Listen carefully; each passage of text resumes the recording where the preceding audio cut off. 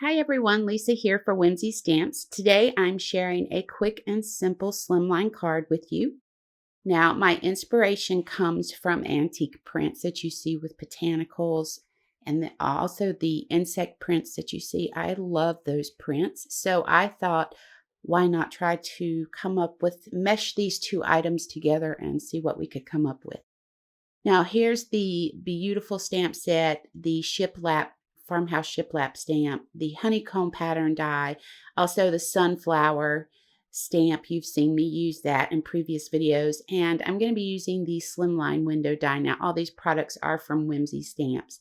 I'm stamping that sunflower with Memento Tuxedo black ink so I can do a little bit of Copic coloring with it. I'm next going to come in and go ahead and stamp the bees with the same Memento Tuxedo black ink.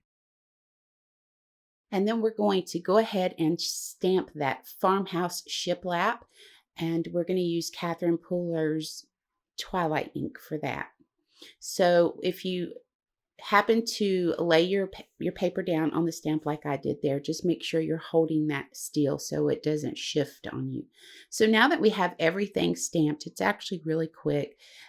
Just take it over to the die cut machine, decide exactly where you want everything placed in each window, and then run it through your die cut machine with the Slimline window die. That way each panel fits perfectly in each window.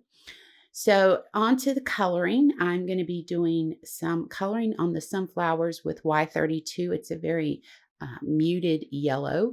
And then I'm going to come in with N43, which is a dull ivory color, and then a warm grays with W3 and W0 just to add color to the flowers and the bees. Now, while I was coloring the flowers, I stopped short of completely coloring the whole petal in.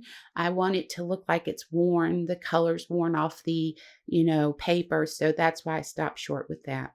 So to give it that worn, distressed vintage feel, I decided Fray Burlap Distress Oxide a little bit around the edges of each of these panels would help. Remember, this is inspired from antique print. So next up, I'm going to go ahead and use the Scattered Straw Distress Oxide ink to add color to this die cut honeycomb pattern die. Now that color matches the Y32 perfectly, so I was pretty happy about that. Now there are certain points that I'm looking at this video thinking I should have stopped here. I should have just left the frame white and not done anything else to it. But I didn't. So here we go. I may redo this and try it in different variations, I went ahead and I inked up the honeycomb die, and then I actually used it to stencil on the frame. So that frame actually has a honeycomb print on it. And then I used the same Scattered Straw ink to go around the edge of my card base. We added some mounting foam to the back of the card base. Now I decided I wanted to add a piece of black cardstock to the center of the card there, so that would help that honeycomb pop off the card base a little bit better. So what I'm going to do is go ahead and adhere that down now.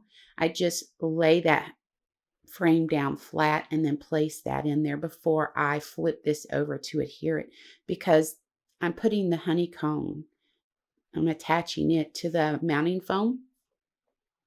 So I decided that it would be best if I went ahead and laid down that black cardstock first and making it up as I go along. That's all it is.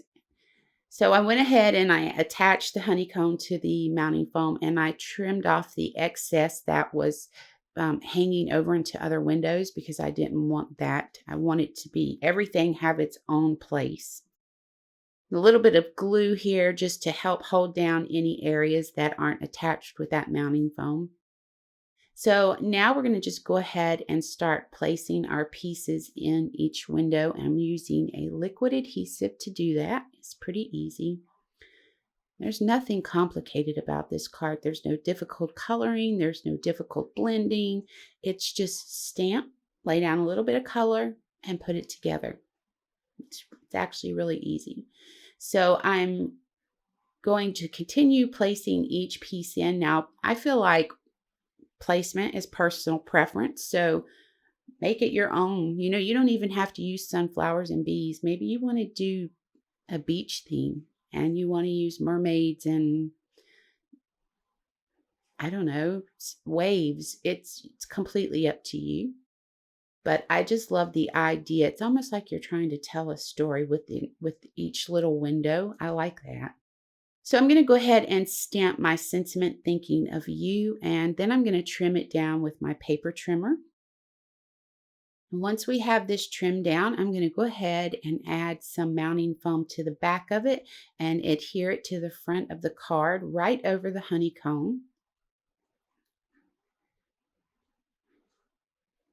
And then I'm going to come in with a few gold sequins and add that to the honeycomb area. Now, I was thinking of enamel dots, and then I decided no, and I thought maybe iridescent, and then it hit me all of a sudden.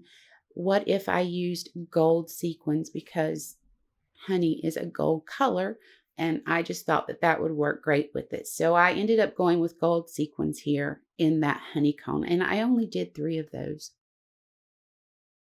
So I'm just going to go ahead, put a little bit of the liquid adhesive down and then place those sequins in there. And then I do believe that's going to bring us to the end of this video. And I really appreciate you joining me today. I hope you'll click the subscribe button and ring the bell to be notified of new content to the channel. Please feel free to share this video with your crafty friends. And for more information about the products used, head over to Whimsy Stamp's website, and I hope you have an amazing day.